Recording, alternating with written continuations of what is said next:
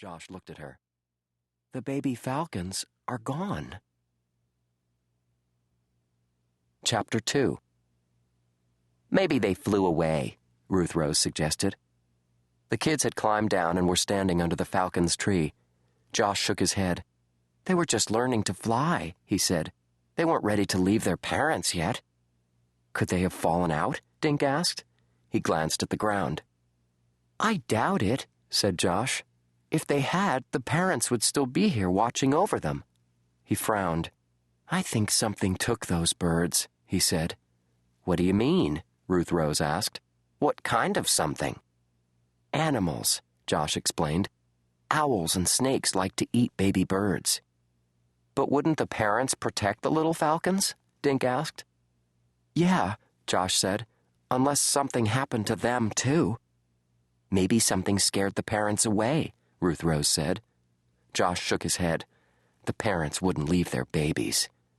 "Then what could have happened to them?" Dink asked. "5 falcons can't just disappear." "I don't know," Josh said. He looked worried. "Come on, let's get out of here. I want to report this." "Report it to who?" Ruth Rose asked. She and Dink followed Josh back toward the path. "I'm not sure, but we can ask Mrs. Wong," said Josh. "She knows a lot about animals." 20 minutes later, the kids walked into Furry Feet, Mrs. Wong's pet shop. She was cleaning a large goldfish tank. "Hi, kids," Mrs. Wong said. "What's up? I was just about to close for the day." Josh explained about the missing falcons. "They were there yesterday," he said, "but today they're gone." Mrs. Wong wiped her hands on her jeans. "That does seem odd," she said. "Peregrines are an endangered species," Josh said. "Should I report this to someone?" "That's a good idea, Josh," said Mrs. Wong. She went over to her desk and pulled open a drawer. "Here you go," she said, handing Josh a card.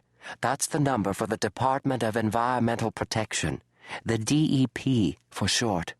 They have an office over at the fire station." "Thanks, Mrs. Wong," Josh said. "May I use your phone?" Josh dialed the number while Mrs. Wong went back to cleaning the goldfish tank. Dink and Ruth Rose listened as Josh explained about the nest and the missing falcons. He thanked whomever he was speaking with and hung up. "Someone is going to go out there and take a look," he told Dink and Ruth Rose. "But the guy I talked to said an owl probably got the babies." Ruth Rose shuddered. "Those poor falcons." The kids thanked Mrs. Wong and left the store.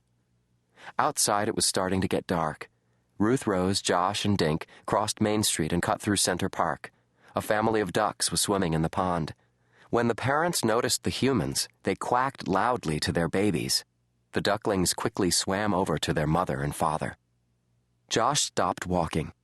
"I don't think an owl could have taken those baby falcons." "You don't?" Dink asked. Josh shook his head. "Mother and father falcons are fierce. They wouldn't let an owl within 10 feet of their nest." "Could a snake climb that high?" Ruth Rose asked. Josh smirked. "Yeah, a human snake." "What do you mean?" Dink asked. "You think a person stole the falcons?" Josh nodded. "But who would do something like that?" Ruth Rose asked. "I don't know," Josh said, "but we're going to find out." Chapter 3. The next morning, Dink rang Ruth Rose's doorbell. She came to the door wearing a green jogging suit. Even her sneakers and headband were green. "You look like a bush," Dink said. Ruth Rose grinned and yelled into the house, "Mom, I'm leaving!" She and Dink headed up Woody Street to pick up Josh. They were going back to the falcon's nest to look for clues. Josh lived at the end of Farm Lane in a big yellow house. Behind the house stood a white barn. Josh was shooting baskets at a hoop nailed to the barn door. He was dressed in a camouflage shirt and pants.